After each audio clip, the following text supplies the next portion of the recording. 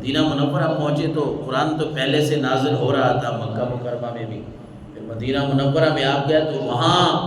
یہ آیت مقدسہ نازل ہوئی، سورہ حج کی آیت نمبر 39، اذن للذین یقاتلون بانہم ظلموا وان اللہ علی نصرہم لقدیر۔ یہ پہلی آیت ہے مسلمانوں کے لیے جس میں اللہ نے مسلمانوں کو جہاد کی اجازت عطا فرمائی۔ اللہ نے فرمایا کہ اے نبی اذن للذین یقاتلون بانہم ظلموا، مسلمانوں پہ بڑا ظلم ہو چکا ہے، اور اب اگر کافر تمہارے اوپر ظلم کریں تو ان کے خلاف کھڑے ہو جاؤ، ان کے ساتھ جہاد کرو، ان کے ساتھ لڑائی کرو، ان کو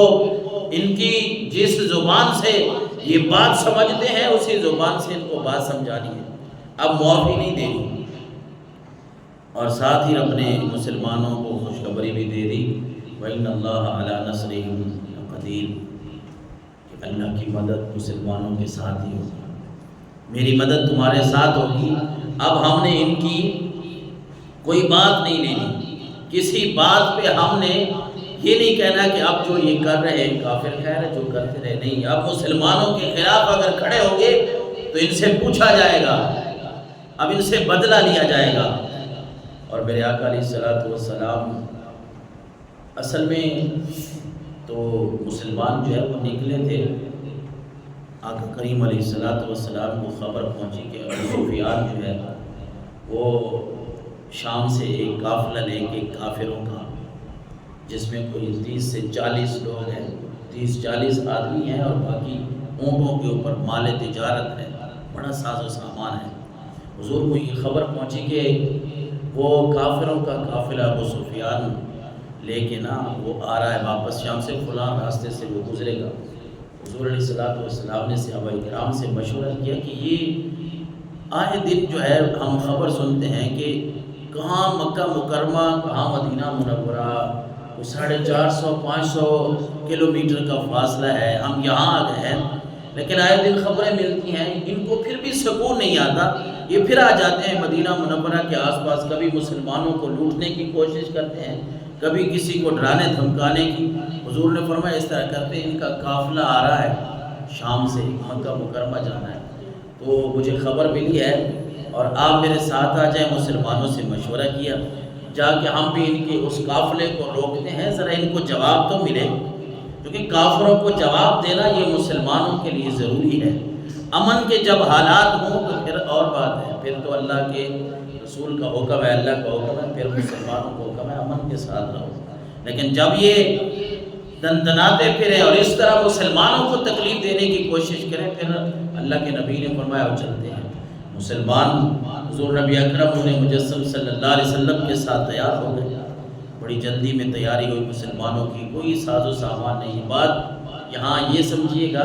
کہ مسلمان کیوں جا رہے ہیں، بھئی کافروں کا ایک قافلہ گزرنے والا ہے، ہم نے اس قافلے کو روکنا ہے،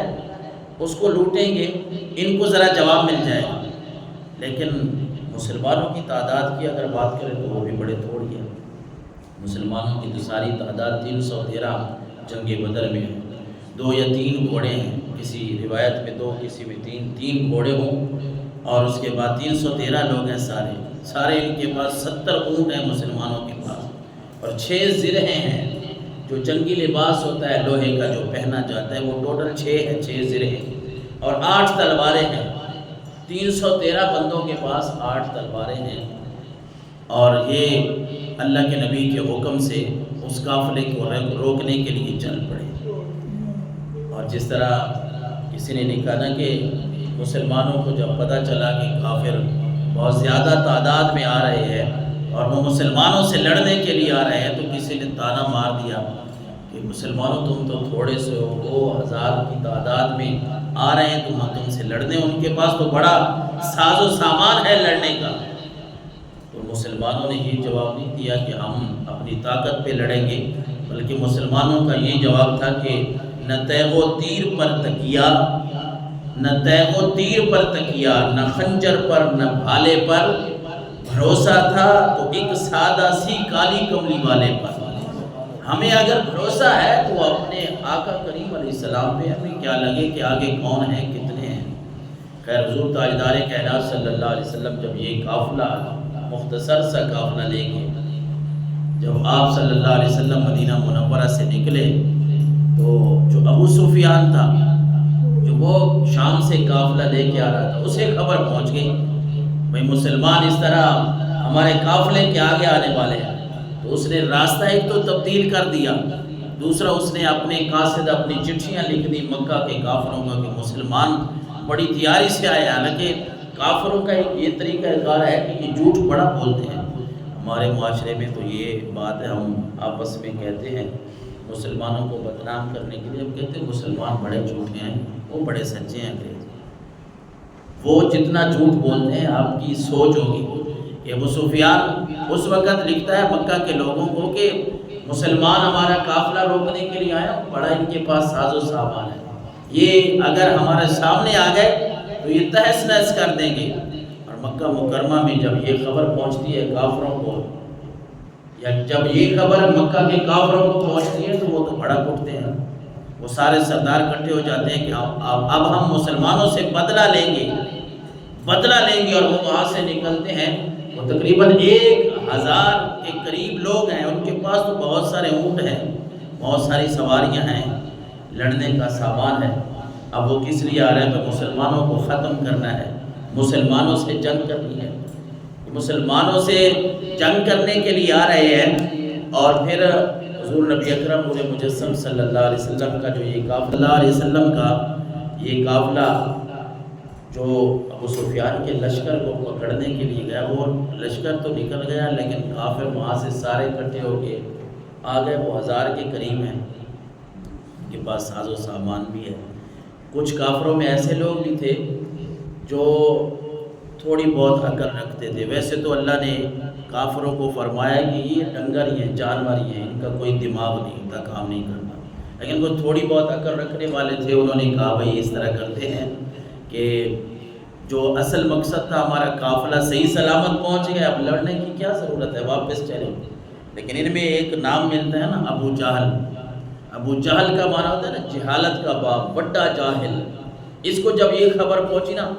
یہ بھی ساتھ تھا کہ وہ فلاں صاحب بڑا سیاںا بن رہا ہے، وہ کہتا ہے کہ ہمارا قافلہ وہ تو صحیح سلامت پہنچ گیا، اب ہم نے لڑنا نہیں۔ اس نے کہا نہیں،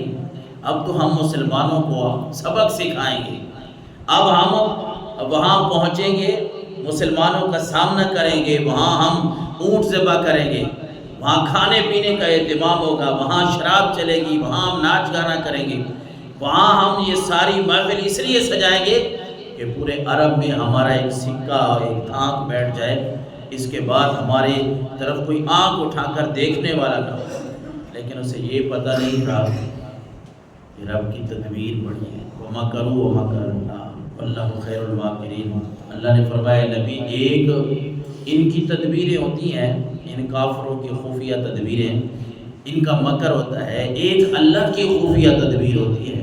اور جو اللہ کی خفیہ تدبیر ہوتی ہے نا وہ سب سے بہترین ہوتی ہے، اس سے یہ بچ نہیں سکتے۔ اور ساتھ